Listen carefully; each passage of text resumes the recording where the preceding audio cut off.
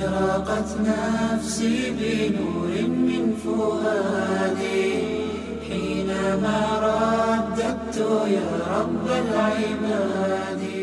بسم الله الرحمن الرحيم. إن الحمد لله نحمده ونستعينه ونستغفره ونعوذ بالله من شرور أنفسنا وسيئات أعمالنا. من يهده الله فلا مضل له ومن يضلل فلا هادي له. أشهد أن لا إله إلا الله وحده لا شريك له وأشهد أن محمدا عبده ورسوله. اللهم صل على محمد وعلى آل محمد كما صليت على إبراهيم وعلى آل إبراهيم إنك حميد مجيد. اللهم بارك على محمد وعلى آل محمد كما باركت على إبراهيم وعلى آل إبراهيم إنك حميد مجيد. أما بعد فإن أصدق الحديث كتاب الله وخير الهدي هدي محمد صلى الله عليه وسلم وشر الأمور محدثاتها فإن كل محدثة بدعة وكل بدعة ضلالة وكل ضلالة في النار.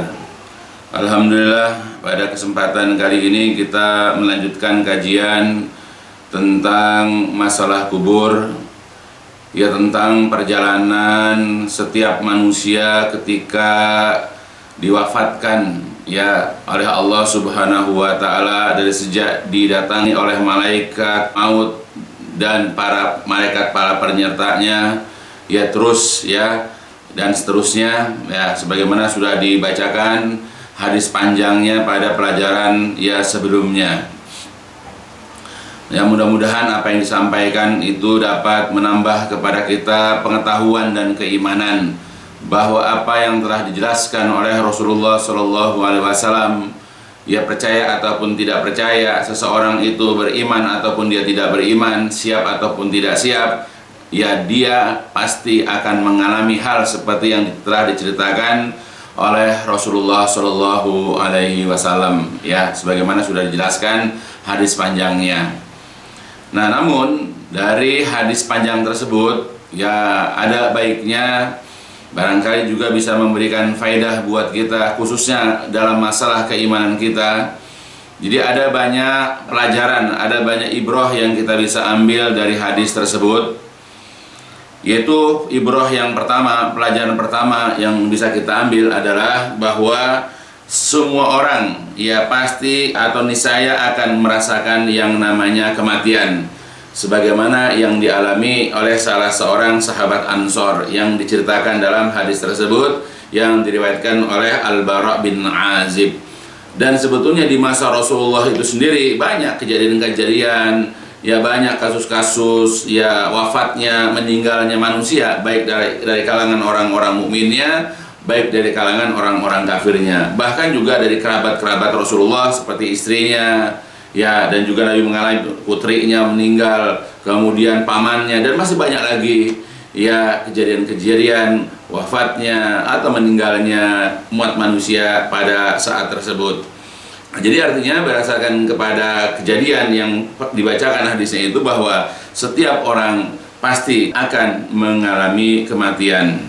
Nah, sebagaimana ya dialami tadi oleh salah seorang sahabat Ansor yang diselenggarakan penguburannya oleh Rasulullah SAW dan para sahabat. Nah, hal ini, kejadian ini, ya, sebagaimana juga telah dijelaskan ya oleh Allah Subhanahu wa taala di dalam Al-Quran, ya, Allah mengatakan dalam surat Tabarak, ya, dalam surat Al-Mulk surat ke-67, Allah mengatakan, A'udzu billahi minasyaitonir rajim. Tabarakalladzi biyadihil mulku wa huwa ala kulli syai'in qadir. Alladzi khalaqal mauta wal hayata liyabluwakum ayyukum ahsanu amala wa huwal azizul ghafur. Tabaraka, maha barakah, ya, maha berkah, yaitu Allah alladzi yang biyadihi, di tangannya lah, al-mulku, kekuasaan atau kerajaan, ya, dan dia adalah maha kuasa, wa huwa, dan dia adalah ala kulli syai'in qadir, maha kuasa atas segala sesuatu. Alladzi, dialah Allah, alladzi yang khalaqa, telah menciptakan, yaitu al-mauta wal hayat. Allah yang telah menciptakan kematian dan kehidupan, liyabluwakum, supaya Dia menguji kalian. Ya ayyukum, siapakah di antara kalian ahsanu amalan, yang paling baik yaitu amalnya, yang paling baik perbuatannya, dan Dialah yang maha perkasa lagi maha pengampun. Jadi ayat di atas, yaitu surat Al-Mulk di atas, dengan jelas menerangkan bahwasanya Allah Subhanahu wa Ta'ala, Dialah yang telah menciptakan kematian dan kehidupan. Dia yang telah menciptakan hidup dan mati. Jika Allah telah menciptakan kehidupan bagi seseorang, maka Ia juga yang akan menciptakan kematian baginya. Maka kematian adalah sesuatu yang dipastikan akan dimiliki oleh setiap makhluk hidup, sebagaimana Allah Azza wa Jalla pernah memberikan kehidupan kepadanya. Jadi sebagaimana Allah telah menjadikan kepadanya kehidupan, maka Allah juga pasti akan menciptakan atau menjadikan kepada dia adalah kematian. Sebab setiap yang memiliki jiwa niscaya akan merasakan yang namanya kematian, meskipun ia berusaha dengan maksimal dan optimal untuk selalu menjauhi dan menghindari, yaitu menghindari dari kematian. Kendati pun ia berada di dalam benteng yang kuat, yang tidak mudah dihancurkan oleh senjata canggih apapun yang dijumpai di muka bumi, atau juga di bunker, di bunker kokoh yang keberadaannya sangat tersembunyi atau dirahasiakan, atau juga berada di istana yang megah yang diawasi oleh ribuan penjaga perkasa tak ternandingi, namun tetap kematian itu akan datang menemuinya dan menghampirinya tiada peduli. Jadi Allah sudah jelaskan di dalam banyak ayat bahwa setiap yang memiliki jiwa, setiap yang memiliki nyawa, setiap yang memiliki kehidupan, pasti dia akan merasakan yang namanya kematian. Apakah dia misalnya bersembunyi di dalam bunker, misalnya tempat tersembunyi? Kalau Allah menghendaki kematian, walaupun dia bersembunyi di dalam tempat yang tersembunyi, tempat yang kokoh, tetap kematian akan menghampiri dia. Walaupun dia berada di dalam benteng, atau berada di dalam istana yang dijaga oleh ribuan pasukan, bahkan dijaga oleh binatang-binatang buas, dengan peralatan canggih. Kalau yang namanya kematian sudah ditetapkan kepada orang itu, maka tidak ada yang dapat menghindarinya. Maka kematian tetap akan dapat masuk, menerobos untuk mengambil nyawa atau jiwanya. Nah, ini sebagaimana Allah Subhanahu wa Ta'ala telah menyebutkan di dalam banyak ayat. Apakah ada di dalam Quran surat Ali Imran, dalam surat Al-Anbiya, dalam surat Al-Ankabut, Allah Subhanahu wa Ta'ala mengatakan, kullu nafsin za'iqatul maut. Kullu, setiap nafsin, setiap yang bernafas, setiap yang berjiwa atau yang bernyawa, pasti za'iqah, akan merasakan al-maut, yang namanya kematian. Semua orang pasti akan merasakan kematian, dimanapun dia berada, walaupun di tempat yang tersembunyi, walaupun di tempat yang terjaga, maka kematian itu akan datang kepadanya. Nah seperti itu. Begitu juga dalam ayat yang lain, Allah Subhanahu wa Ta'ala juga mengatakan, a'udzubillahi minasyaitonirrajim, qul innal mautal ladzi tafirruna minhu fa innahu mulaqikum summa turadduna ila alimil ghaibi wasyahadah fayunabbiukum bima kuntum ta'malun. Katakan wahai Nabi, sesungguhnya kematian alladzi, yang tafiruna, yang kalian lari, yang kalian menghindar, minhu, darinya, karena memang fitrahnya manusia menghindar dari kematian. Ketika ada tawuran, dia pasti akan lari menghindar. Ketika dia sakit, dia pasti akan segera berobat. Atau ada hal-hal yang dapat membahayakan jiwa, secara fitrah manusia akan menghindar. Tapi Allah mengingatkan, katakanlah sesungguhnya kematian yang kalian lari, menghindar, menjauh dari kematian itu, tetap fa'innahu, maka sesungguhnya kematian itu mulaki, tetap akan menemui, akan menjumpai kalian. Kemudian kalian akan dikembalikan kepada Allah yang maha mengetahui kegaiban dan juga yang nyata. Lalu Allah akan kabarkan kepada kalian bima kuntum ta'malun, apapun yang kalian telah kerjakan. Jadi setiap orang pasti akan menjumpai kematian. Setiap orang, apakah yang sakit ataupun yang sehat, yang kaya ataupun yang miskin, orang yang sibuk ataupun yang pengangguran, laki ataupun perempuan, yang tua ataupun yang muda, mereka antri. Tidak berdasarkan umur, tidak berdasarkan kekayaan, tidak berdasarkan jabatan, tidak berdasarkan status sosial. Setiap orang antri sesuai dengan ketetapannya. Ya, ada orang antri lebih dulu walaupun dia sehat walafiat, sedangkan orang yang sakit boleh jadi masih jauh antriannya. Orang-orang yang muda lebih boleh jadi dia di depan antriannya, sedangkan yang tua-tua itu bisa di belakang. Walaupun secara nyatanya, lahirianya, orang yang sakit, orang yang tua lebih dahulu, tetapi yang namanya kematian ketika antri itu tidak melihat itu semua. Berapa banyak orang-orang yang nampak sehat walafiat, orang yang muda bahkan masih balita, kalau Allah menghendaki kematian, maka kematian akan lebih dahulu menghampirinya. Ya, jadi antri kematian itu bukan berdasarkan umur, bukan berdasarkan ia sehat ataupun sakit, bukan berdasarkan kekayaan atau status sosial ataupun ya jenis kelamin. Ya, semua berdasarkan dari ketentuan Allah Subhanahu wa ta'ala. Karena kematian itu akan datang kepada setiap orang yang memang sudah ditentukan ajalnya. Dan itu semua sesuai dengan ketetapan Allah Azza wa Jalla. Begitupun Allah Subhanahu wa ta'ala mengatakan lagi dalam surat An-Nisa, A'udzubillahi minasyaitonirrajim. Aina ma takunu yudrikumul maut walau kuntum fi burujim musyayyadah. Aina ma, dimanapun takunu kalian berada, dimanapun kalian berada, yudrikumul maut, kematian akan menemui kalian. Walaupun kuntum kalian berada di dalam burujin, benteng-benteng musyayyadah yang kokoh, yang kuat, ya, gitu. Ya, jadi nggak harus di tempat terbuka, nggak harus di tempat yang membahayakan, yang ada peperangan atau ada bencana alam. Tidak, di tempat-tempat yang aman, di tempat-tempat yang nyaman, bahkan tempat-tempat yang menyenangkan. Kalau Allah menghendaki, berapa banyak orang mati ya ketika dia di hotel, ketika dia di tempat wisata. Sedangkan ya orang yang ya sebetulnya riskan dengan kematian, ya ketika misalnya perang misalnya, atau ketika berada di tempat bencana alam misalnya, atau apalagi yang lain. Tetapi karena Allah belum menghendaki kematian kepada dia, maka belumlah dia mati. Kematian belum mendatanginya. Ya, jadi kematian tidak ditetapkan berdasarkan tempat, tidak. Dimanapun, kalau Allah sudah menghendaki, walaupun dia berada di tempat yang sangat aman, di tempat yang nyaman, kalau Allah menghendaki, kematian akan datang menghampiri. Maka sebaiknya kita, walaupun kita menghindar dari kematian, ya kita berusaha di tempat yang aman dan nyaman, tetapi ingat bahwa kita tidak bisa bebas dari kematian. Maka persiapkan kematian dimanapun kita berada, dalam kondisi apapun kita. Bagaimana cara persiapan? Yaitu mempersiapkan diri dengan keimanan dan dengan amal-amal soleh. Nah, itu yang dikatakan oleh Allah Subhanahu wa ta'ala.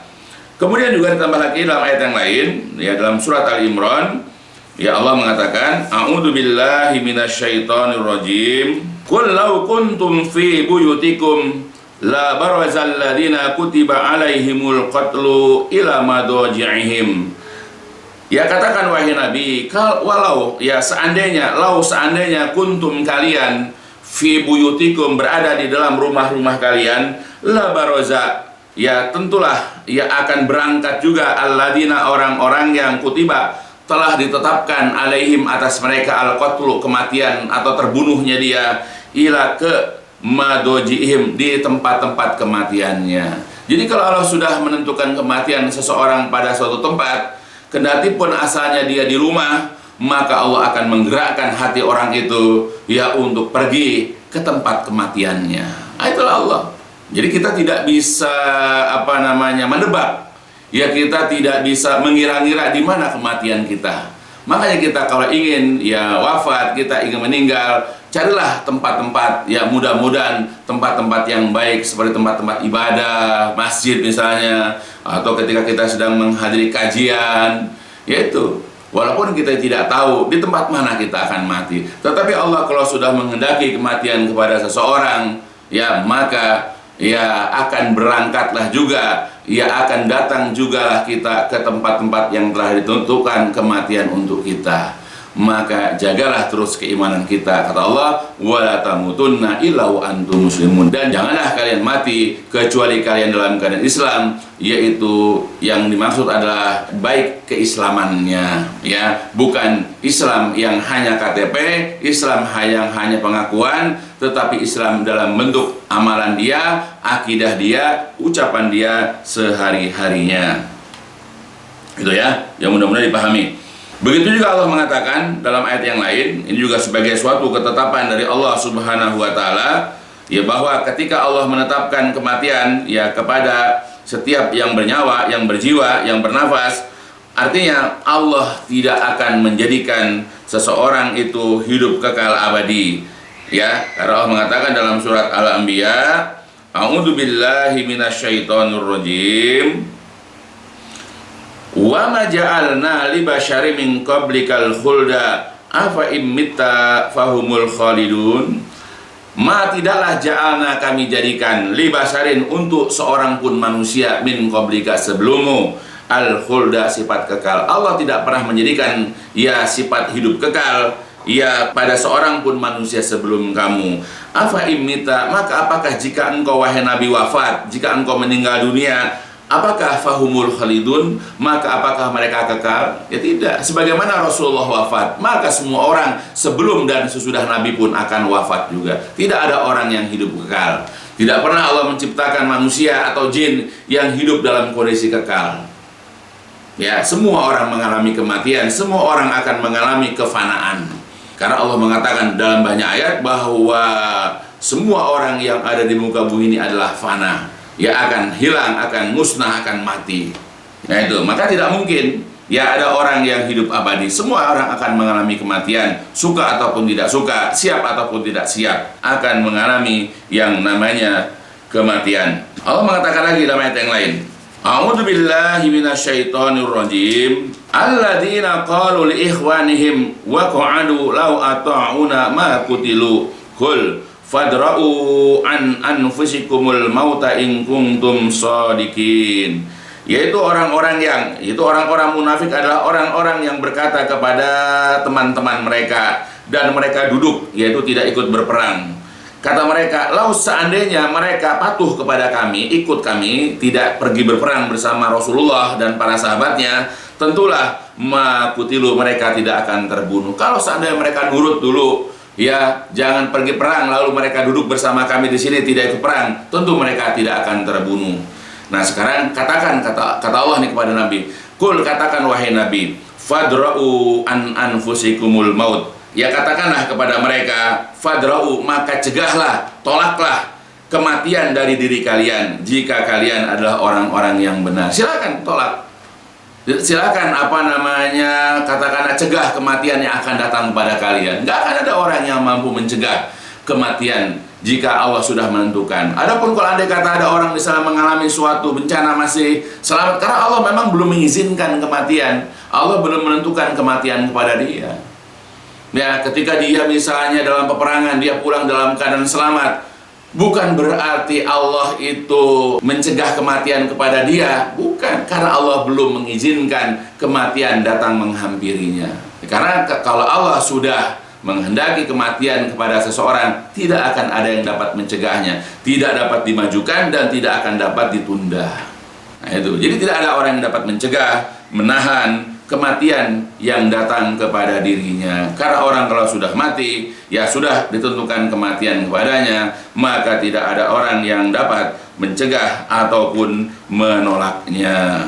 Semua orang akan mati sesuai dengan ketetapan Allah Subhanahu wa ta'ala. Begitu juga dalam ayat yang lain, Allah Subhanahu wa ta'ala mengatakan, Qul la yanfa'akumul firaru in faratu minal maut awil qatli wa idalla tumatta'una illa qalilan. Katakan wahai Nabi, lan tidak akan yanfa'a berguna kum bagi kalian al-firar, lari atau menghindar. Menghindar atau lari tidak akan berguna bagi kalian walaupun farartum, kalian lari minal maut, dari kematian, awil qatli, atau dari pembunuhan. Dia tidak akan ada orang yang sanggup, tidak akan ada orang yang mampu menghindar dari kematian dan pembunuhan. Kalau toh juga ada orang bisa menghindar, ya mereka tidaklah bersenang-senang, melainkan hanya waktu sedikit. Misalnya ketika ada kasus, misalnya katakanlah peperangan misalnya, atau wabah misalnya, lalu dia terhindar dari kematian, ya tetap akan mati. Allah masih membiarkan dia hidup hanya beberapa tahun untuk bersenang-senang saja, tapi tetap kematian akan datang, akan menghampiri orang tersebut. Ya, nggak bisa ada orang yang menghindari kematian. Nah, maka sebab itu berdasarkan kepada hadis yang dijelaskan dari Al-Bara' bin Azib, juga ayat-ayat yang datang dari Rasulullah SAW menegaskan bahwasanya setiap orang akan merasakan mati, tidak akan ada orang yang kekal, tidak ada orang yang dapat mencegah atau menolak kematian dimanapun dia, bersama siapapun dia. Dan masih banyak lagi ayat-ayat yang semakna di dalam Al-Quran, bahwasanya setiap yang berjiwa akan merasakan kematian dan ketidakabadian, karena keabadian itu hanya ada di hari kiamat kelak, di dalam surga dengan segala macam kenikmatannya, atau di dalam neraka dengan segala kesengsaraannya. Apakah kematian yang merenggut nyawanya itu karena penyakit yang menimpanya, karena kecelakaan kendaraan atau pesawat yang ditumpanginya, terbenam dalam kubangan air yang menenggelamkannya, teruruk dalam bongkahan-bongkahan tanah yang menguburnya, terbakar oleh api yang mengepungnya, terbunuh oleh lawan yang berseteru dengannya, ataupun dengan sebab-sebab yang lain. Ya, kematian akan datang, cuma caranya memang bermacam-macam. Ya, maka kematian itu niscaya akan menghampiri setiap jiwa dalam berbagai keadaan. Apakah matinya itu lantaran memperjuangkan agama Allah dengan bentuk berjihad dengan harta, lisan, dan jiwa, atau karena kelelahan tatkala mengerjakan berbagai macam ibadah dari ibadah-ibadah yang disyariatkan oleh agama, atau membantu dan mengajak orang lain untuk berpartisipasi di dalam menegakkan Islam sebagai agama yang paling bersahaja, dan lain sebagainya. Nah, kematian ini ia adalah kematian yang mengandung kemuliaan.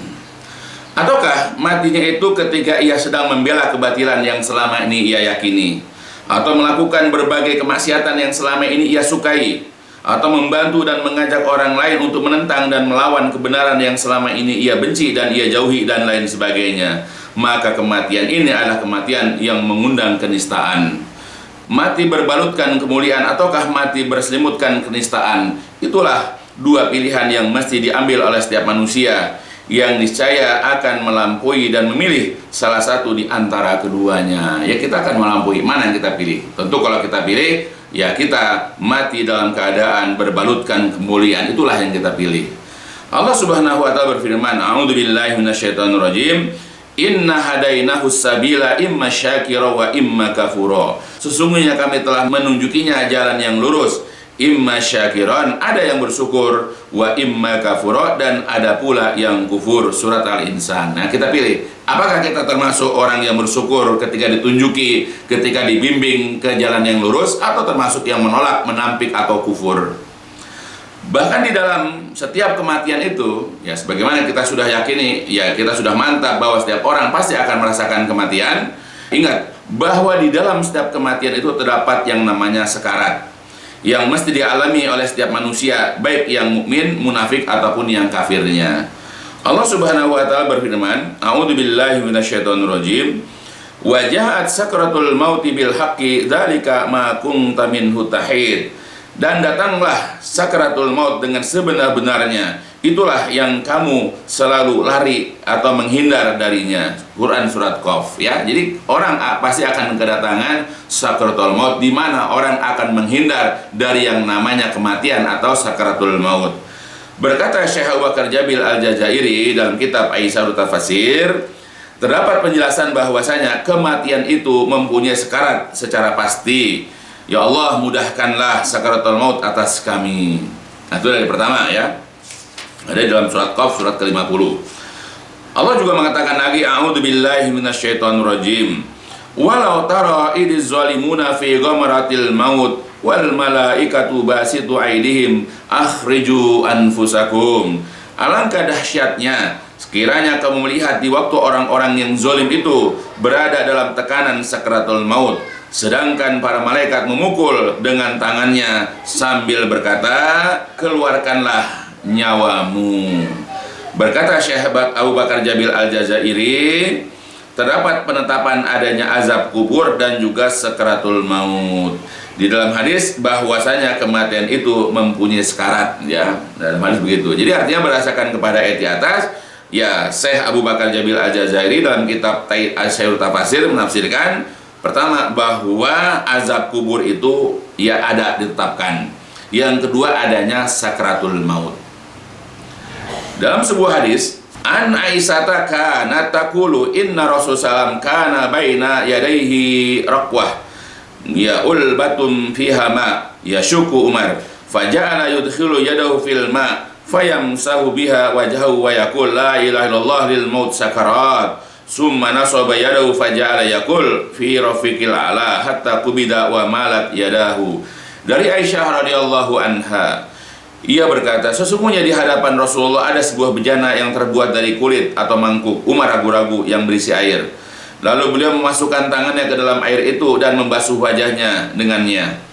Beliau lalu bersabda, la ilaha illallah, tiada ilah yang berhak disembah kecuali Allah. Sesungguhnya kematian itu memiliki sekarat. Kemudian beliau mengangkat tangannya seraya bersabda, berada di tempat yang tinggi, firrafiqil a'la, sehingga beliau wafat sedangkan tangannya mulai terkulai atau mengendur.